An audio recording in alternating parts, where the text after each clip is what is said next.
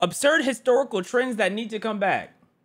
In a tier list of the most powerful and seductive shapers of culture, the temptress that is fashion easily ranks amongst the top tier. We've all been bitten by this bug. It's the first day of 4th grade and you're strutting your way down the hallway, all eyes drawn to your new SpongeBob Heelys. But your undeveloped brain forgets that wheels on shoes equals no stick to floor, and one wrong step sends you plummeting, showering the hallway in color. I've never seen someone fall in Heelys. I feel like you have to be trash to do that. Like, you just have to be trash at actively being a human to fall in Heelys. I've never even thought of someone falling because of the slip. Hey, I'm live on Twitch every single Wednesday, Friday, and Sunday. Link is in the description. I better see you there. Pencils, Yu-Gi-Oh cards, and shame. We've all been there. Right? But while people often reminisce about the dapper fashion of the good old days, they usually aren't referring to the more ridiculous or outright baffling trends that have existed. So get comfy, and Buckley aren't referring to the more ridiculous... That black teeth... He's just walking with a stiffy? Is he gripping his stiff?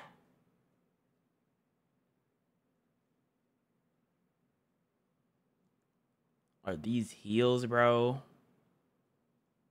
Or outright baffling trends that have existed. So get comfy and buckle up your Supreme Seat. Ridiculous. If I took this picture right now, though, I'm gonna be looked at as a weirdo. What if I just said I have inspirations from the great Romans? Or outright baffling trends that have existed. So get comfy and buckle up your Supreme seatbelts, because on today's field trip, we're touring the world of absurd trends. Go ahead and buckle up! My fault. Shout out Cub Scouts. And fashion throughout history. And there were a lot of these, so if you want a part 2, make sure to let me know in the comments.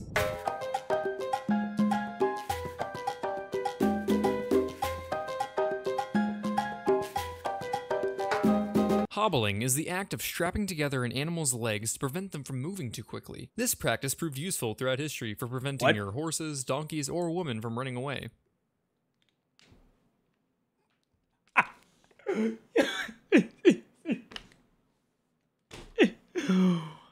I mean, okay. It probably does still work. It still works to this day. Like people still be doing this. Introducing the hobble skirt, a dress designed to obstruct a woman's stride with its tight-fitting hem, perfect for all your duck waddling appreciation parties. Credit for the skirt was claimed by French designer. Oh, look at this. You can tell this man was a lovely guy. He had no false intention in doing anything wrong, man. Lovely. Designer Paul Poiret, whose design quickly replaced the corset as the staple of high fashion in 1908, leading him to state, "Yes, I freed the bust, but I shackled the legs." It's not entirely clear where Paul him to state, "Yes, You freed the bust? Are my eyes being deceived? What are you talking about? Quickly replaced the corset as the staple of high fashion in 1908, leading him to state, "Yes, I freed the bust, but I shackled the legs." It's not entirely clear where Paul allegedly came up with the design. Some say it may have originated from the first woman to fly in an airplane, who tied a rope. I freed the bust, but I shackled the legs. Nigga, that is a threat. Around her skirt to prevent it from blowing up in the wind. But I have a different theory. Perfection. Obviously, the trend came with certain mobility-related complications, such as crossing a street, or going upstairs, or just, you know, living a life. Things like boarding streetcars became especially difficult, so I guess they're just gonna have to wear something else for daily transit. Nigga, they had the front sides of the bus. They were perfectly fine. They had nothing to worry about. They just had to get into the bus and they could sit right down, bro. I'm not trying to hear it.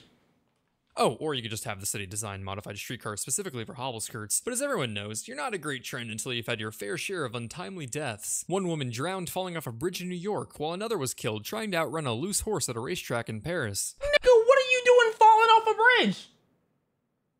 Don't run away from the horse. Embrace the horse. Love the horse. And the horse will love you. Don't let it love you too much, because if that horse love you too much, you're gonna feel something penetrate in your kidney. And I've seen a few people get their kidney penetrated. It's not a nice feeling.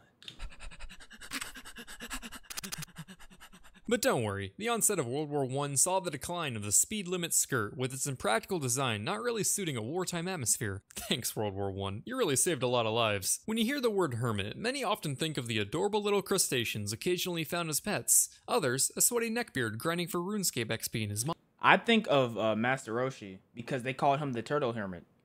I'm pretty sure that's what they called them. Mom's basement. However, a true hermit has more in common with the latter, opting for a life of isolation where instead of grinding for XP, they grind for spiritual enlightenment. These secluded eccentrics often lived lives of peace and meditation, contemplating the meaning of life. Nice. And so naturally, British aristocrats thought they make perfect garden gnomes. Good morning, friendly travelers, and what a wonderful morning it is. Perfect for embodying the spirit of the youthful rabbit, frolicking in God's greatest gift. Hey, shut that nigga up. George, we simply must have one in the garden. Oh, thank you, but Damn it, Martha, you're right. It fit in perfect next to the tulips. Forget the elaborate hedges and neatly trimmed lawns. In 18th century Britain, your estate wasn't worth mentioning unless you had yourself an ornamental hermit. Basically, you'd build a simple brick or stone building called a hermitage and pay some guy to live in it.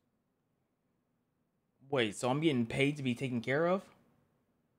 Am I a passenger princess? Am I someone's maybe baby mama? Wait, you're telling me I don't even have to bounce on dick, hold a baby for 9 months to do this? I can just be a hermit? I'm just saying, hey. Decorating it with tree root shells and bones in what was pretty much the 18th century equivalent of your lovable crackhead dumpster dweller. In exchange for lodging, food, and a stipend, they were expected to spend their days in isolation, where they wouldn't bathe, cut their hair, or engage in any kind of recreation or social mingling.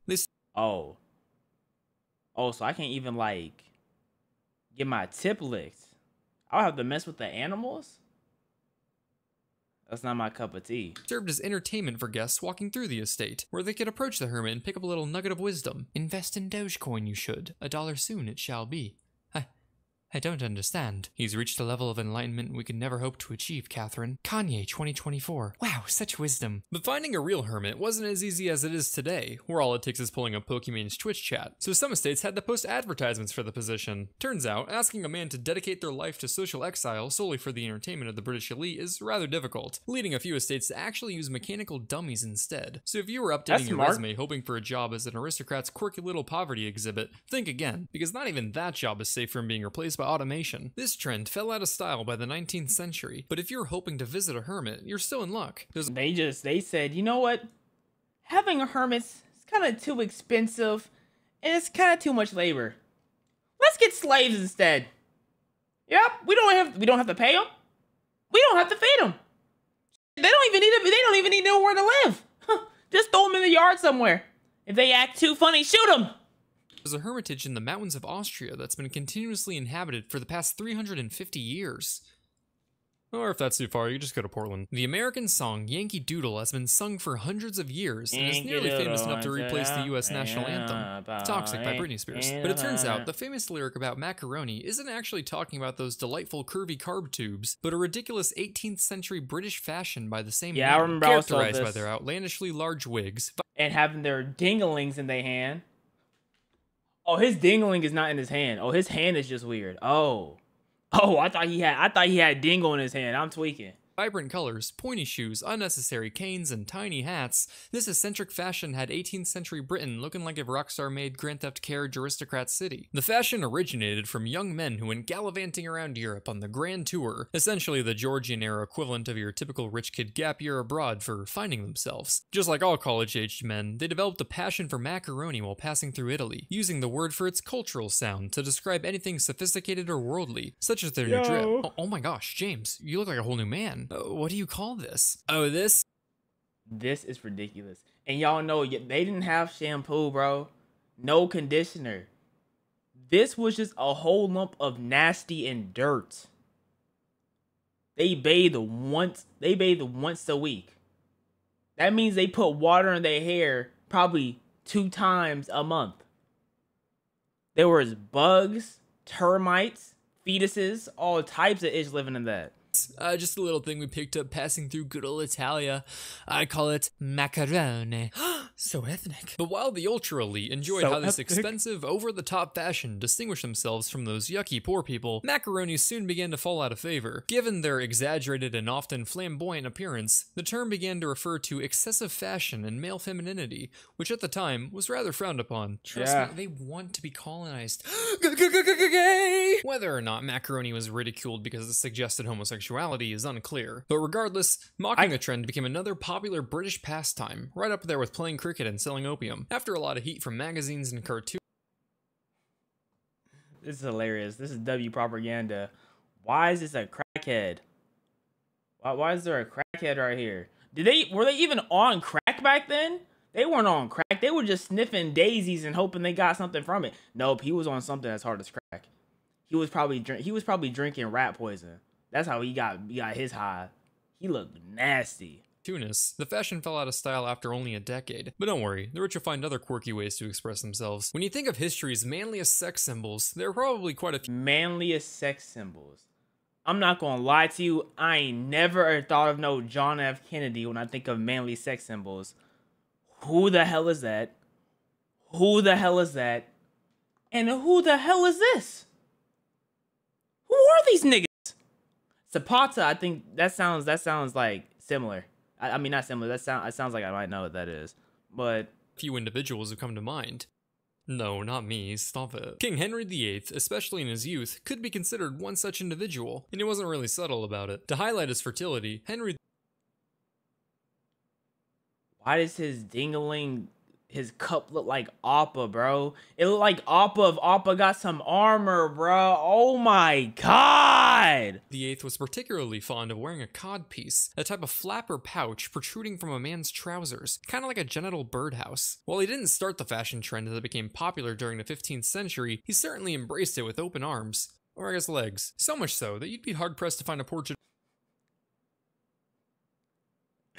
This is so crazy, bro. He too nasty to be doing all this. But then again, they all look nasty back in the day. They had no skincare, no nothing. Like, I know for a fact his skin was not this clear, bro. I know it was covered in ash and nastiness. Of him without it. His armor is on display at the Tower of London, sporting a whopping 2.5-pound codpiece, which was sure to make him look quite submissive and breedable on the battlefield. Apparently, others thought so too, seeing as how women used to stick pins in its leather lining in hopes of increasing their chances of getting pregnant. Because you know, nothing quite screams healthy family like the dude who beheaded 2 of his 6 wives. What? Hold up. So he was getting things in his tip. And he beheaded his wives. Okay, the beheading his wives is not as crazy as getting your tip piercings. His codpiece was so iconic that there used to be a wooden statue of him also at the Tower of London, equipped with a secret mechanism. To activate it, one only needed to step on the right spot on the floor. Hey, where's the codpiece? That's kind of his shtick. Check this out.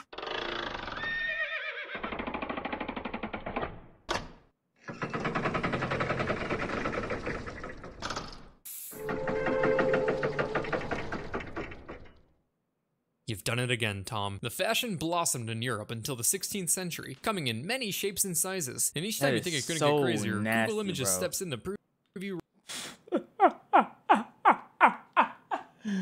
Yo, because it's kind of forcing the dingling to be up too. Like, I want my dingling to hang. I don't want to be in a forced like needing like erectile mode. That's kind of uncomfortable. Wrong. I'm particularly fond of the German codpieces. I don't know what they were going for with this one, but to me it looks like a weird Harry Potter and the Sorcerer's Stone fan fiction. You know, the one where Voldemort attaches himself to Professor Quirrell's other head. Avada Kedavra. So while it may seem like the fads of today are as stupid as they come, clearly history has had its fair share of trendy hiccups to hopefully give you a little more faith in humanity. Or not. As you look back at what was of trendy hiccups to hopefully give you a little more faith in humanity. Oh, licking random ice cream. I don't know what the hell he is going on here. I don't know this trend.